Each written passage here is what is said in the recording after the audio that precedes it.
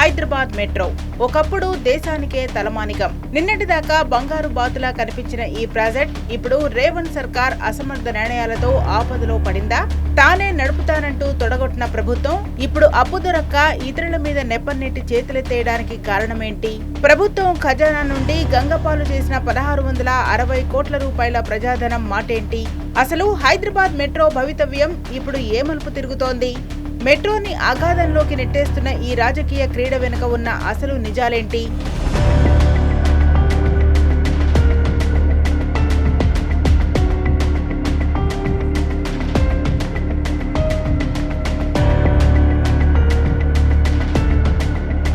తెలంగాణ తొలి సీఎం కేసీఆర్ హయాంలో మెట్రో అంటే కేవలం ఒక రవాణా వ్యవస్థ కాదు, అది ఒక బ్రాండ్. అద్భుతమైన ఇంజనీరింగ్, అద్భుతమైన నిర్వహణ. ఎల్ఎన్టీతో ఒప్పందం కుదుర్చుకొని ఎలాంటి ఆటంకాలు లేకుండా ప్రాజెక్టును పట్టాలెక్కించారు. భాగ్యనగరానికి ట్రాఫిక్ కష్టాలు తీర్చడమే లక్ష్యంగా ప్రపంచ స్థాయి ప్రమాణాలతో నిర్మించారు కేసీఆర్. ఆ సమయంలో మెట్రో విస్తరణపై ఎంతో స్పష్టత ఉండేది. బీఆర్ఎస్ బాస్ కేసీఆర్ కి నగరంపై ఒక విజన్ ఉంది. ఇప్పుడు రేవంత్ అనాలోచిత నిర్ణయాలతో అసలు ఉంటుందో ఓడుతుందో తెలియని సందిగ్ధంలో పడిపోయింది.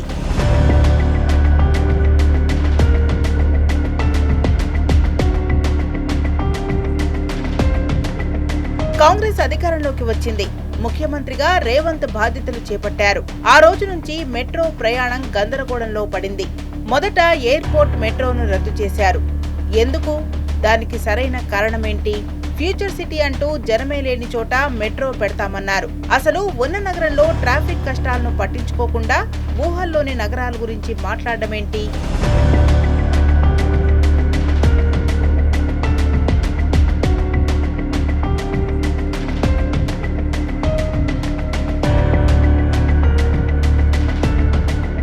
ఇక్కడే అసలు ఆట మొదలైంది. విలువైన స్థలాలపై కన్నేసిన కొందరు పెద్దలు మెట్రోను బంగారు బాతులా చూడటం మొదలుపెట్టారు. ఆ బాతును కోసుకు తిందామనే యావలో అనాలోచిత నిర్ణయాలతో మెట్రోను సర్వనాశనం చేస్తున్నారు. మేమే నడుపుతామని ప్రభుత్వం గంభీరంగా ప్రకటించింది. కానీ తీరా ఇప్పుడేమైంది?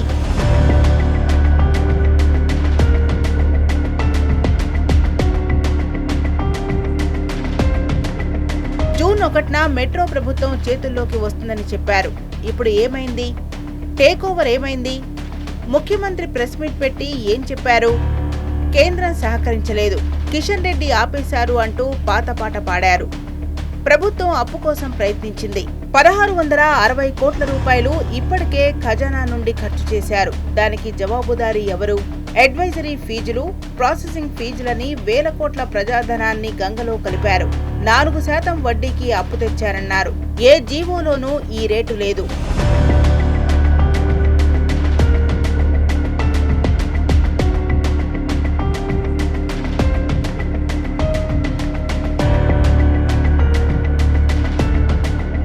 అసలు ఆర్థిక నిపుణులు ఏమంటున్నారంటే 8 నుంచి 11% వడ్డీ పడే అవకాశం ఉందని చెబుతున్నారు. అసలు నిజమేంటి? ఐఆర్ఎఫ్సి నుంచి రావాల్సిన లోన్ ఎందుకు ఆగిపోయింది? ప్రభుత్వం సమర్పించిన పత్రాల్లో లోపాలున్నాయా? లేక వడ్డీ రేటు గురించి ఏదైనా గోల్మాలుందా? ఈ 1660 కోట్ల రూపాయల ప్రజాధనం పోతే ఎవరు బాధ్యత తీసుకుంటారు? ఏదో జరిగిపోయింది, నేనేమీ చేయలేను అని చేతులెత్తేయడం ముఖ్యమంత్రి హోదాలో ఉన్న వ్యక్తికి తగునా?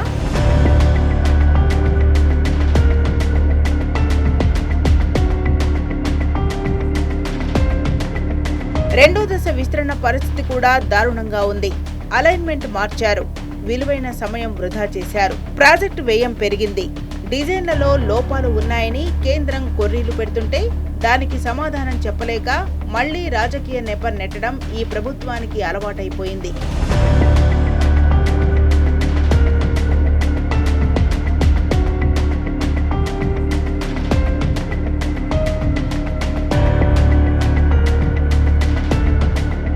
ఒకవైపు లక్షల మంది ప్రయాణికులు మెట్రో కోసం ఎదురు చూస్తుంటే ఈ రేవంత్ ప్రభుత్వం మాత్రం రాజకీయ కక్షలతో హైదరాబాద్ మెట్రోను ఆగమాగం చేస్తోంది.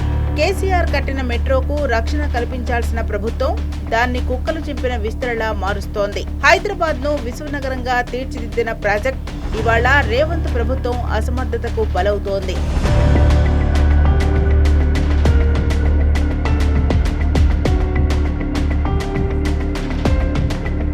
ఇది కేవలం ఒక ప్రాజెక్టు సమస్య కాదు, ఇది హైదరాబాద్ భవిష్యత్తుకు సంబంధించిన సమస్య.